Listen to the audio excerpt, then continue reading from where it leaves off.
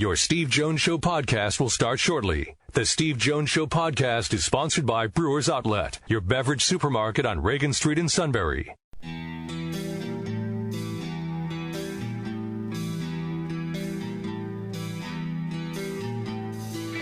Sports talk where your voice counts. This is the Steve Jones Show on News Radio 1070 WKOK. Now from the Sunbury Motors Studio, here's Steve Jones.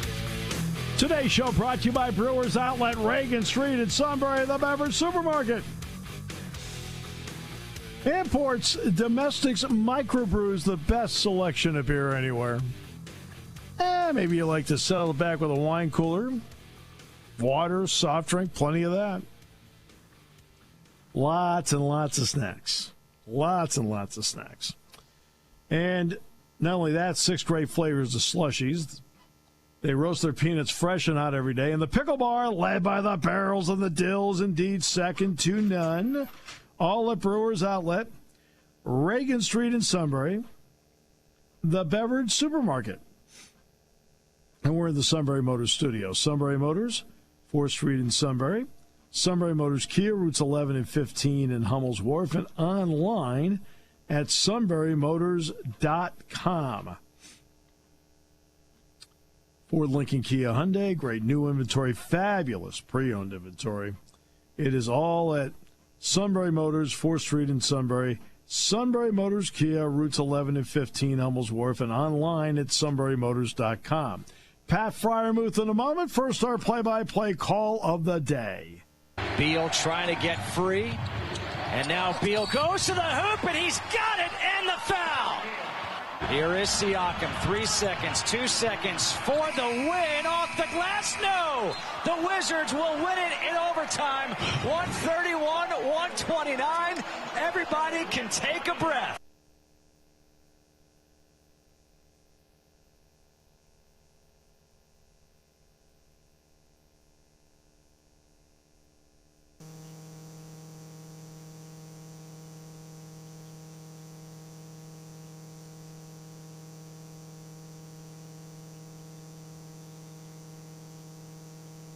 I guess Steve is still taking his breath from that one as the Wizards get the big one in overtime last night as they try to keep up with the playoff race in the East. But looks like they're in decent shape, and they'll be sneaking in the play-in round. And that could even be a Sixers opponent for the upcoming first round in the NBA playoffs. That was from NBC Sports Washington. Well, I think we got Steve back with us now as Pat Freiermuth, the former Penn State and Indy Lion, now with the Pittsburgh Steelers, joins us now. I appreciate you having me on. All right, so last time I saw you was at a Penn State football practice. You told me you were going to go home and watch the draft there. What was that night like in Massachusetts with family and friends around? Yeah, it was awesome. I loved every second of it, but it was very stressful. Obviously, that first day, not getting the call and then waiting a little bit on that second day, it was definitely really stressful. But I wouldn't trade it for anything in the world. It was definitely an awesome position to be in. If I were to stress about something, it's a good thing to stress about. So it was an awesome experience just being with my family, all my loved ones. We've been there from the start, so it was awesome. Sometimes teams don't get in contact with the player during the process, and then suddenly on draft night they're surprised. Mike Tomlin was at Pro Day here. Did you get an opportunity to talk to him? Because, I know everyone was impressed by how you ran the route tree especially. Did you get a chance to talk to him that day, and did they give you any inkling at all? I talked to him for about 30 minutes, 2 days before the Pro Day. They told me they were coming to Pro Day and everything like that, and they talked to me there. So, I talked to, Mike Tomlin and the GM and, Coach Roberts and stuff. So, I didn't really know. I was kind of surprised, but I wasn't at the same time just because, it was kind of beneficial to be on the field with them and kind of get coaching from them and stuff like that. And I felt like that part went really well. So, I was a little bit surprised that I was them, but in the same sense, I wasn't. So when the call came in, first of all, who did you talk to on the call, and what was that moment like? So when I first picked up, it was Coach Tomlin telling me, they're going to make me a Steeler with the pick. And then I talked to Colbert, the GM, and then I talked to the owner, and then I talked to the tight ends coach. So I talked to those 4 people, and it was awesome. Just hearing Coach Tomlin and Mr. Colbert telling me that I'm going to be part of the Steeler organization, and it's a storied organization, and I'm very excited for for this opportunity. All right, so I have to ask you about your parents. Your mom was, when everybody was wondering whether it would even be a Big Ten season, your mom was one of the leaders in getting word out that, hey, look, people wanted to play. What was it like for you and for them that this moment happened? Because they've obviously poured a lot into you as parents. Yeah. They were very emotional. I feel like they've sacrificed a lot, not only for me, but, my brother and sister. They sacrificed, giving up their weekends and hanging out with their friends and going out to dinner with their friends to, pick me, my brother, and my sister up from practices and going to games on the weekends. And, they sacrificed a lot during their summer and their off time because they're both school teachers. They sacrificed their summer to, bring us to camps and bring us all over the country to, baseball camps and football camps, everything like that. So, it was kind of, fulfilling to me that, all that sacrifice they made for us kind of paid off. My brother has been successful, and now that I'm taking my next step in my journey, that, my goals, that I've seen success, and, my sister the same way, and whatever she's a junior in high school, so whatever she chooses to do, she's going to be successful, and she has been up to this point. So, I think all 3 of us kind of, but everything we do, in the back of our mind, we're thinking, our parents have sacrificed so much for us, so, why not go out there and give it our all and try our best? Every time National Letter of Intent Day comes up, I always say to people, this is one of those life-changing decisions for somebody. This is a decision that sets you forward in life. You chose Penn State, and what did it mean in terms of the decision to come here to get you to this point? Yeah, this was, Penn State was a step in the journey. I think, that journey that I wanted to, I didn't want to put up with any of, like, the extra drama and the extra stuff like that. I wanted to, go into a program where, football and academics were the 2 top priorities, and as well as building relationships. And, Coach Franklin had a vision that, I loved and I respected and wanted to be a part of. So that kind of went into my decision to go to Penn State. And, personally, I think guys, when they come to Penn State, and the one thing they mess up is not buying into the whole program. They might buy into, Coach Franklin's vision and the workouts, but they might not buy into, putting extra time on the football field. So, I think that's one mistake that people, don't do as guys on the team. But, the dudes that do it and the dudes that finally figure it out, they reach their goals because Coach Franklin has a formula that, is proven to work. So, that's why, I think he's been so successful, and same with the Penn State, program. Obviously, the workout part is always great because people get awed by when they watch Micah run a 4.39 or watch Jason run a 4.36. What did guys like Dwight Gall, Alvin, Chuck, everybody, what do they mean to the development of buying in like you just talked about in the overall program?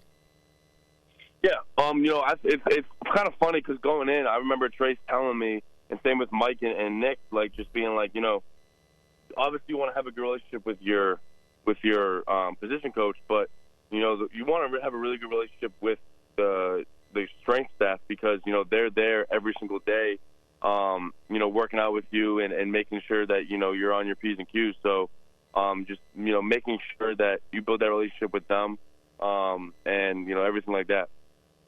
Obviously, Tyler Bowen's now with Jacksonville, and Ty Howell is now in charge of the tight ends here. What did those 2 guys mean to your development as a player on the college level?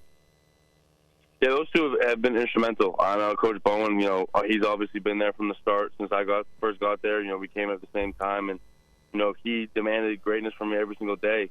Even if that's in the classroom, I took those lessons in the classroom and applied them to the football field of learning, and putting extra work in and the learning and stuff like that. But, he took pride on me, becoming a complete tight end. And, I thank him for that every single day just because, without me, I'm not some athletic freak like Mike who's going to go up and hurdle dudes and all that kind of stuff. But, I'm going to, be a good blocker and pass protect and make the solid plays. So, I love being a complete tight end. I owe all to him. And same with Ty coming in, meeting him this year, and him working with the tight ends a bunch. And, they have practiced me a bunch of times to work, game plan stuff and footwork stuff and everything like that. So those two have been so instrumental in my process and in my career. There are a lot of guys, and you referenced Mike. There are a lot of guys that go to college and they were wide receivers, and they end up being converted to tight end. What kind of advantage did you have, because that has really always been your position? Oh yeah, I had a big advantage. In high school, I was asked to block, and I was asked to be in line, and I was asked to hit the block and sled every single day and stuff like that. I think it was beneficial to me that my high school coaches were, my cousin, my uncle, who have coached at the college ranks, and they kind of know what to expect as a tight end and what coaches want.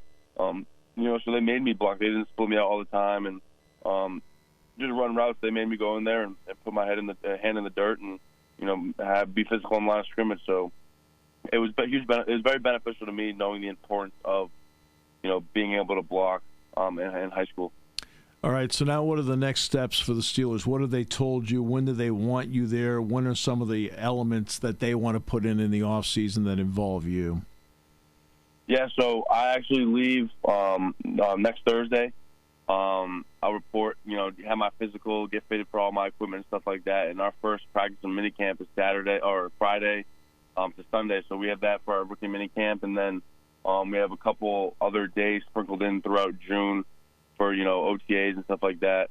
And then I'm pretty sure mandatory minicamp is like June 15th to 17th or something like that. So, those practices, I'm excited for those to get to meet the guys and compete out there on the practice field and stuff like that and kind of see what that's like. And just for expectation, they expect me to come in and kind of continue where I left off in the 2020 season, just kind of making sure, I'm physical in the run game and know my responsibilities and everything like that. Finally, and I'll just flat out say, because I already know it, so Steelers fans understand, Pat is 100% and has been for several weeks now. So let's just let's establish that. Okay, I mean, because you and I have talked enough about it. But what did the rehab process do to get you back in terms of the mental and what it took mentally to do it and being driven to do it? Because you are back to where you need to be. Yeah, I'm very obviously this is going to be weird to say, but I'm very, appreciative of, the whole rehab process because, this is my first major injury. So, that whole time, it was a 6-month recovery. So that whole time it was hard because, I was looking at guys in training, doing everything that I wanted to do and I couldn't do it yet. So, just making sure I practice patience and, everything happens for a reason and, just mental aspect of it, just make sure you take each day at a time. My rehab process, there was no really hiccups or anything like that, but, some days my shoulder was sore than the other. So, just taking one day at a time and just making sure that, you focus on, what's the task at hand. So just, all those lessons that I've learned throughout the rehab process, I'm very appreciative for. Well, I can say in no uncertain terms, on and off the field, one of the best I've ever dealt with. Pat, thank you so much. Appreciate your time. You're going to have a great pro career with the Steelers. Yes, sir. Appreciate it. Pat Freiermuth, Steelers tight end. One segment the suit listened to intently. And the other one he listens to is the one about horse racing gambling. All right. You, sir, are my hero. We will come back with more in a moment. Great to have you with us today. Brought to you by Brewers Outlet here on News Radio 1070 WKOK. Party time, game time, or just fun time. Doesn't matter what time it is because it's Brewers Outlet time. The beverage supermarket has the area's largest beer selection, imports, microbrews, ciders, and domestics. Pick from over 100 ice-cold 12-packs and dozens of 24-ounce singles. Soda, snacks, hot sauces, fresh roasted peanuts. Make it one-stop party shopping and don't forget the pickle bar. So whatever you're celebrating or just doing it up, Brewers Outlet, Reagan Street, Sunbury wants to see you. And thank you for your years of patronage. All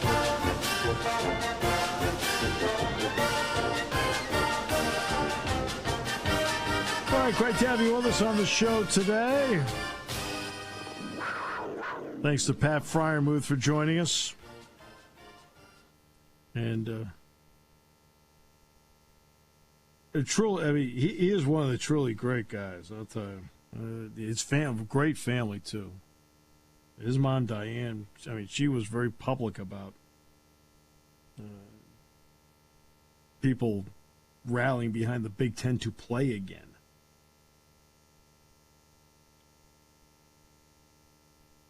Passionate about it. And Pat was one of those guys. I mean, look, he ended up being the tight end of the year in the Big Ten. He only played half the season.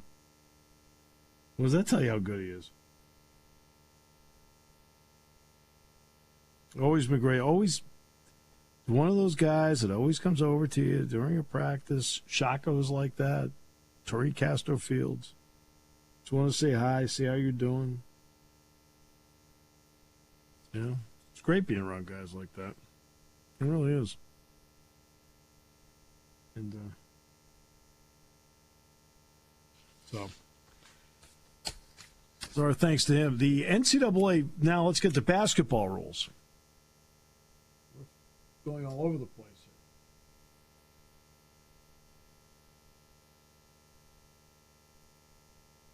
They're actually proposing, and it's about time. They are proposing that players get technical fouls who fake being fouled. Yes. Oh. Like, you got teed. Oh, no. We already talked earlier this week about live transmission of stats to the bench for coaches. That's great. The committee supports an experimental rule to allow teams to view live video and preloaded video on their bench during conference games only for the upcoming season. I'm for that. That's fine. Look, we're in a video world. I have no problem with it. The foul structure they recommended be experimented with during the NIT. Timeouts. The committee proposed that any timeout called by a team be designated as a media timeout, provided that the media timeout has already not been used in that segment. Okay.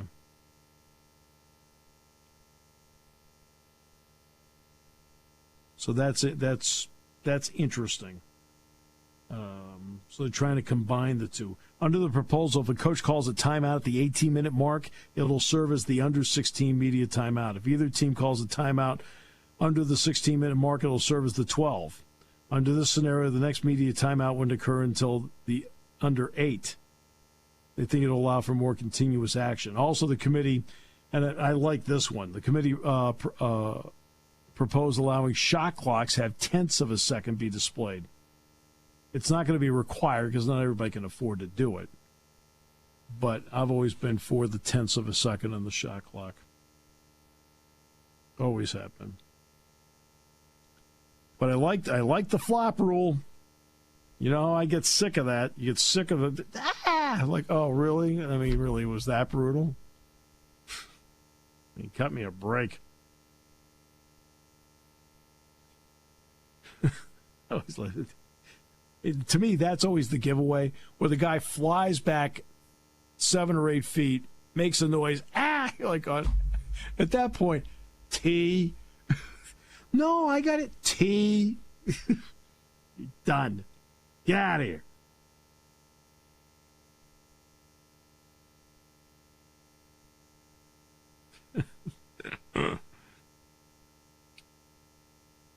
See, that's what that's how I roll and stuff like that. You kind of get sick of it after a while. And we've talked about, Dick and I have talked about this repeatedly. In the NBA, they just fine you. In other words, they hit you in the wallet, and you go, I don't think I'm going to do that anymore. You can't do that in college basketball. Although, if the decision is made to start paying players, you sure could. You can start fining them. Hey, it's all part of you wanted the money. There are ways to take it away from you. Oh, my goodness. We talked about the NBA ratings. I mean, LeBron, he's missing games, but it's not an injury. Huh? Boy, does this league have a problem. Phew, they have a problem. Wow. Cubs lead the Pirates 3-0, bottom of the 7th. That's the only afternoon game going on right now.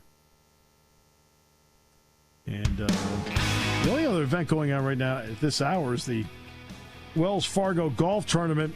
Yesterday, Phil Mickelson shot a 64 and was the leader. Well, today he shot a 75. So he's at 3 under, and he's 3 shots off the lead.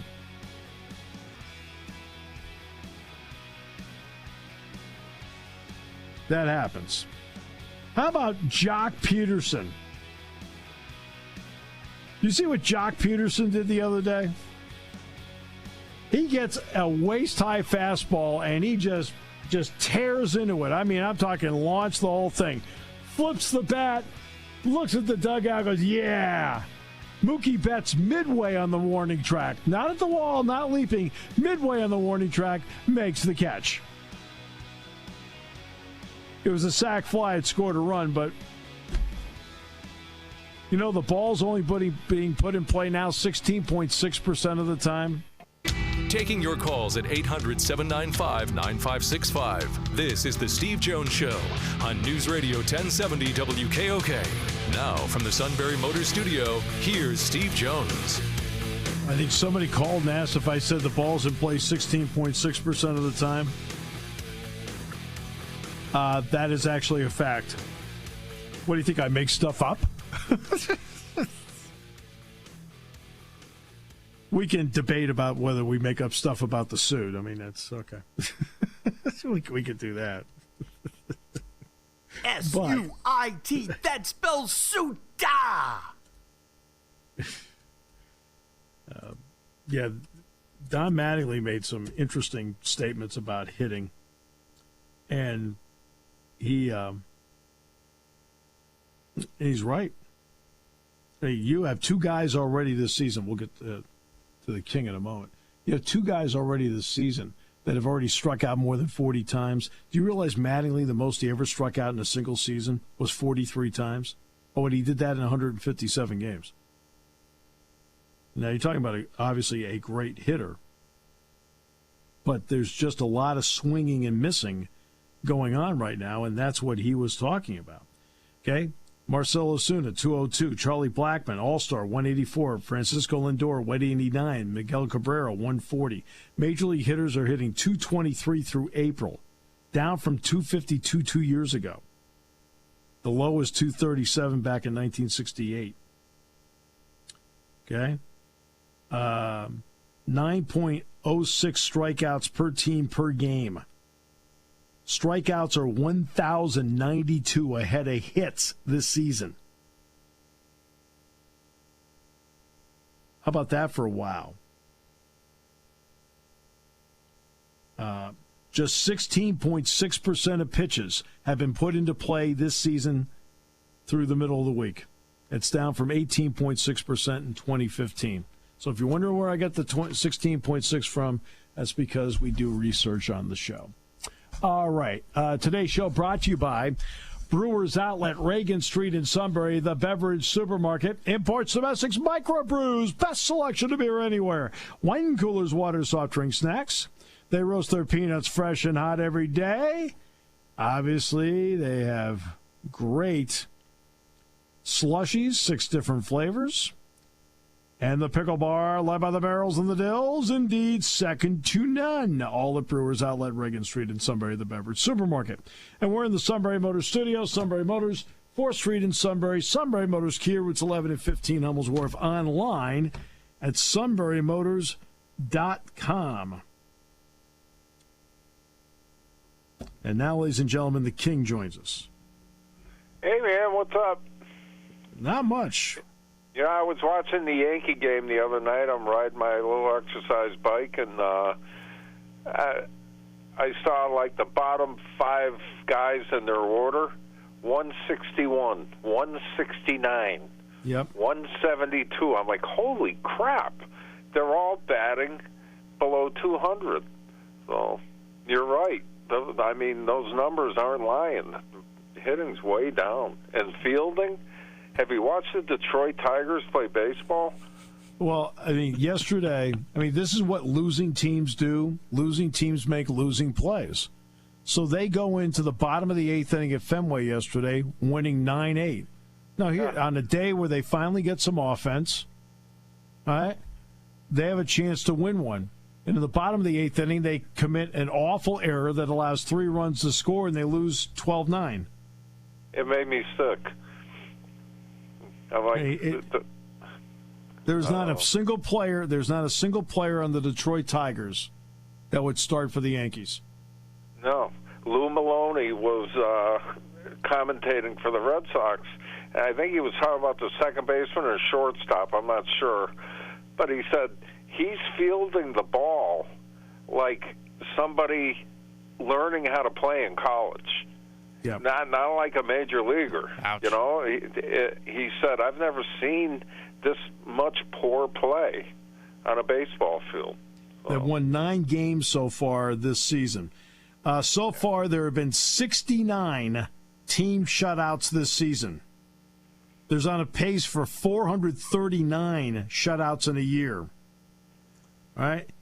Even accounting for additional games caused by expansion, that percentage of games in which a team failed to score, only 1972, 1968, and 1919 were worse. I wonder why. It's really Maybe just the amazing. pandemic? Yeah, because you would think, but they still played last year. Because there's a ton of teams like the Phillies and the Yankees too that are having a lot of fielding problems as well, and they have guys obviously that are not hitting well either. Well, it's really head-scratching. That's why you put the ball in play. Well, hey, there you go. This. Look, here's the biggest problem I have with people that are absorbed by analytics. Not that they do it. I love it. The more information, the better. But the difference between me and you two, the three of us together, and them, is that I recognize through experience there are multiple ways to win a game. Analytics people think there's one way to win, their way. And they're wrong. It is a way to win. It is a way to win. There are multiple ways to win. So, in other words, good example. I've got a runner on second, nobody out. If a strikeout's like any other out, that's the analytics line. That guy just grounded to second base and the runner moved to third. Next pitch, he scored in a wild pitch. Well, if we do it the analytics way, there's a wild pitch, he ends up on third. Doesn't score. You're right. Paging Gabe Kaplan. I've got a brother-in-law. His grandson was the analytic guy for the New York Jets, and this is 2-3 years ago. He's explaining to me how was the rookie quarterback for the Jets? Forgot his name. Sam Darnold. Sam Darnold. He said analytics say that Sam Darnold is 70% better quarterback than Tom Brady. That Tom Brady's analytic numbers are horrible. He doesn't, and Tom Brady basically under analytics is fake. His numbers are fake. I'm looking at him like, at that time he had 6 Super Bowls or 5 Super Bowls. I'm looking at him like, Sam Darnold's a rookie. What are you talking about? He was just steadfast on it. I said, and that same year, Tom Brady won the Super Bowl again, and Sam Darnold played maybe 2 more games. The analytics is good, but, man, you still got to go on the field and play the game. You know, analytics in football, than just numbers. Right. Analytics tells you in football you should go for it on every 4th down. All right. Okay, so you're on your own 15 and it's 4th down and 20. Let her fly. This is why I don't trust analytics, period. I think they're stupid, period, and I would never, ever use analytics. Ever. It's called flow of the game. How is the game going? How are your players managing? Yeah, but I want it as a tool. I think it's important to use every tool available to have you sit down and say, you know what? For example, Matt, sometimes an analytic can be simple. So what are you a right-handed hitter, Matt? I'm a right-handed. Okay. okay, I may have stats just on a pure breakdown that shows me that against right-handed pitching, you're a 200 hitter. But against a left-handed pitcher, you're a 320 hitter. Oh, and by the way, lifetime against the left-handed pitching today, you're a 340 hitter. I'm going to put you in the lineup. I guess that's probably the only example I would use. I got 100 like these. What are you talking about? Yeah, Tom Brady's a good example. Is he the greatest thrower ever? No.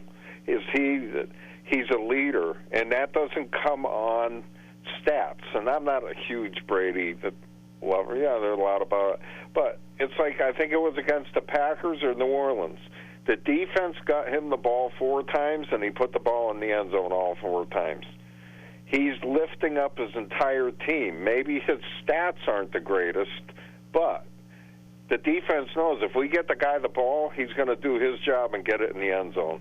And that's not a stat. That's not an analytic. That's just a guy who gets the job done, and there's no stats for that. You can't coach that.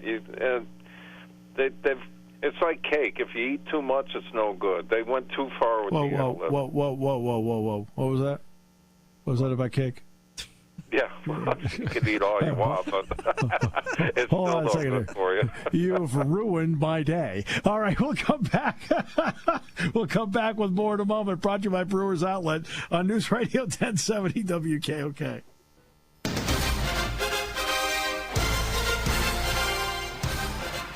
All right. For the first time 3 years ago, it was the first time ever strikeouts exceeded hits in a season. First time ever, 3 years ago. Strikeouts are already 1,092 ahead of hits this year. Oh, my.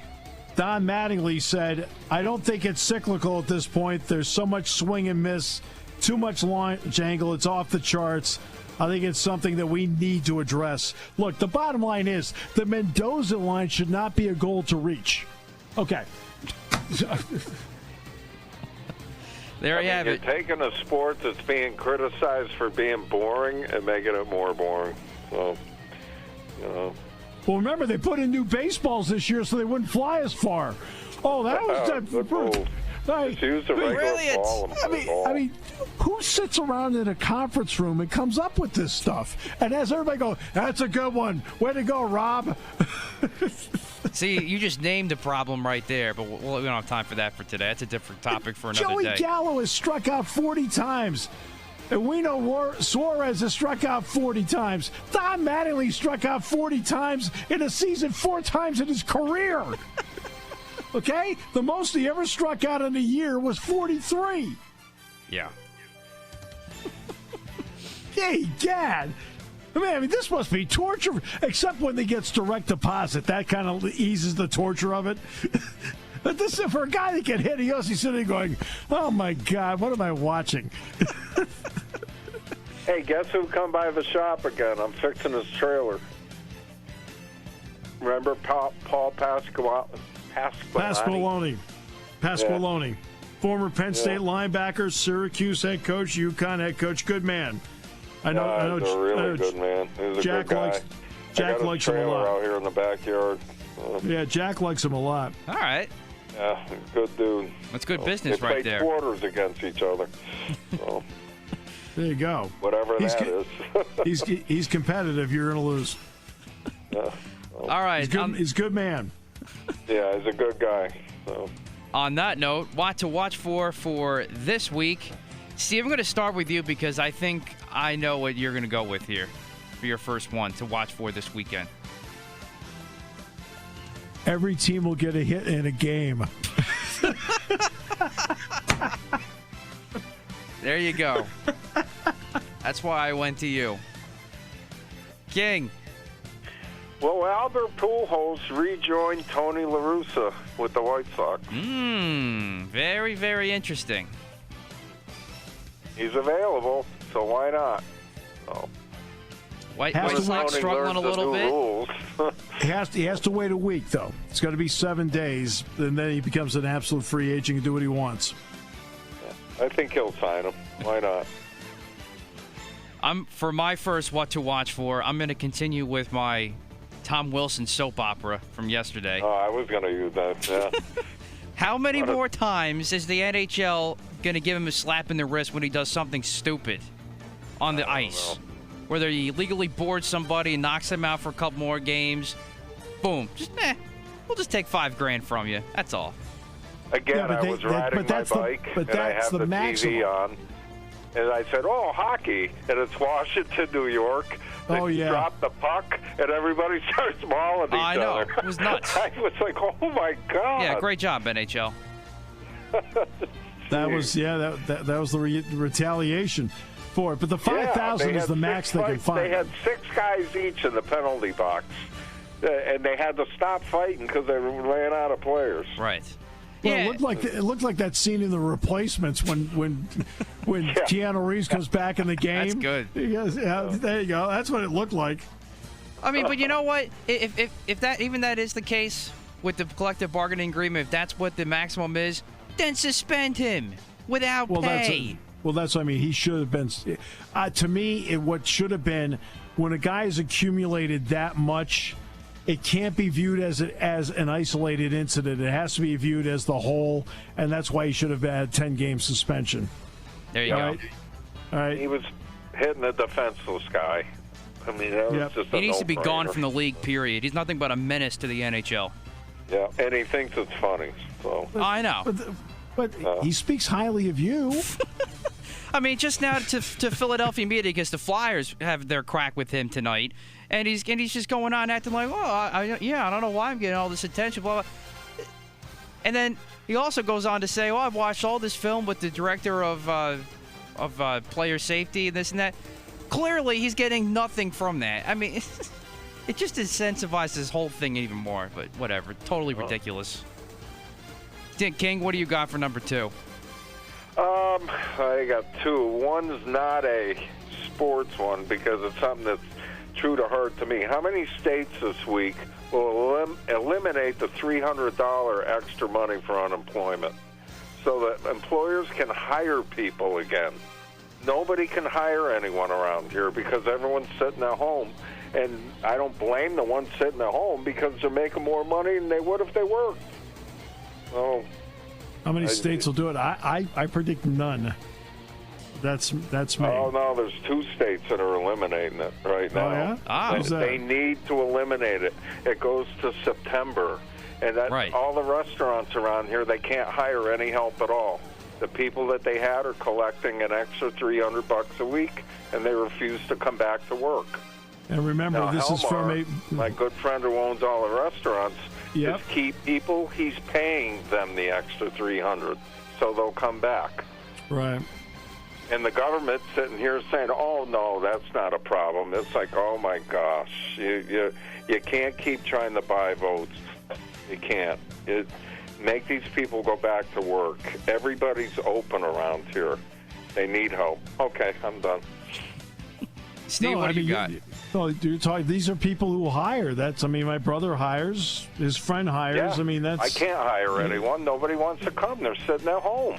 The unemployment rate is huge. And people want to hire people, but there's nobody to hire because they're making so much money at home. Yeah. The pandemic, for the most part, is over. Let's get back to work. Steve, what do you got? Aaron Rodgers will go to the Lakers, and LeBron James will go to the Packers.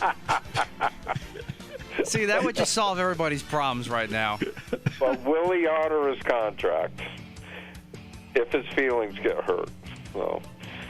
You know what? If I'm the Packers now, they're not. If they were participating in OTAs, and I don't believe they are because of the COVID thing that 22 teams are doing, which I cry foul on. But every state has their own. I don't know what Wisconsin's rules are. But anyway, whenever the Packers get back on the field, if this continues, I'm suspending him for conduct detrimental to the team. I've had it. If I'm the Packers, I've had it. I'm moving on. I agree. If I'm the Packers, I move on and say, you want to play here? And good luck finding somebody who wants to hire you because you know what? Again, as an employer, if you don't want to work for me, leave. Well, I don't think he'll. I don't think he'll have trouble finding another team to go to if the Packers were to cut him. But Yeah, they're not going to, See, because then they'll just cave right in. Kevin, your theory works well in the real world. We're talking sports. You're not sitting there where you're like, I can't imagine signing a $20 or $30 million contract guaranteed and saying they disrespected me. Right. Really? Denver is sitting there saying, "Go ahead, cut him loose." There you go. I know. Which I've leads been disrespected worse than that, I'll tell you that much. Which leads me to my second what to watch for is which Green Bay player, ex or current, is next going to weigh in with some speculation of what Aaron Rodgers is thinking. We've heard from Brett Favre and John Coons this week. Who are we going to hear from next? Jordan Love. He should be fired. Get rid of him. No, get rid of him. Okay, Jordan, I'm sure you do. I'm ready. Put me in, coach. I mean, you could have played me in 8 games last year when Green Bay had blowouts. You played Tim Boyle instead. I mean, maybe that. I don't know what's going on. I think he's done. You got to get rid of him. You can't. Ken Jennings will be the new quarterback for the Packers. There you go. Oh. Your guy from Jeopardy. Yeah, but he needs to be on Jeopardy, though. Yeah, but what if he's the better option at quarterback? I think he would choose Jeopardy. Hartford Athletics. University of Hartford. What were you thinking? Going Division III. Still have EA Sports. Stop. That's awful. I think that's awful. That smells. When it comes to car buying, there's the other guy's way, and then there's the SMC way. The other guys force you into a vehicle you really don't want. The Sunbury Motors way lets you take the time you need to browse, ask questions, and take the test drive and think on it. For over 100 years, the Mertz family and all their employees have made your experience the most pleasant one you'll ever have. The other guys won't offer you the best price for your trade, no matter how much they say they will. The SMC way is their promise to provide you with the most money the market shows your vehicle is worth. The SMC way is to offer you all applicable factory rebates on new vehicles and generous discounts. Looking for a pre-owned vehicle? The SMC way checks each vehicle in a 200-mile radius to determine the lowest price, then beat it. It's the lowest price promise, just part of the SMC way. The choice is up to you. The other guy's way or the SMC way. The SMC way wins every time. Sunbury Motors Company in the North 4th Street Auto Plaza, Sunbury, and at sunburymotors.com. Selling more cars and satisfying more customers for over 100 years.